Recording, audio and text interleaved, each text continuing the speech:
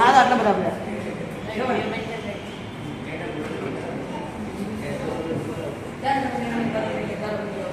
આવું ભણી ગયા. મુખ્ય અક્ષ કહેવાય. યાદ છે તમને?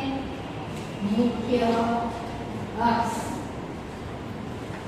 વસ્તુને જુદા જુદા સ્થાને મૂકતા. ધારો કે આપણે અરીસો લઈ લઈએ, લેન્સ લઈ લઈએ, બધી ગોળાઓ લેન્સ લઈ લઈએ, આગળ એક મીણબત્તી લઈ લઈએ.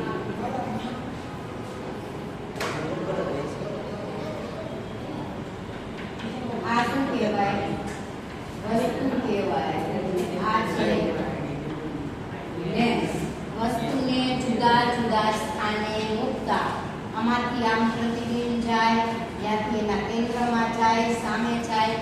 યાદ આવે છે કે આટલું બતાવ્યા પછી આવી બધી આકૃતિ, એવી આકૃતિ જો આની પાસે લેન્સ છે ને, લેન્સમાંય આવે અને અરીસામાંય આવે.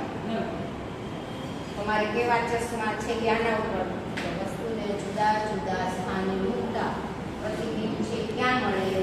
જુદા જુદા સ્થાને મળે. ઓલા બસ ભાઈ તો હોય ને કે આને એવી રીતે ભણતા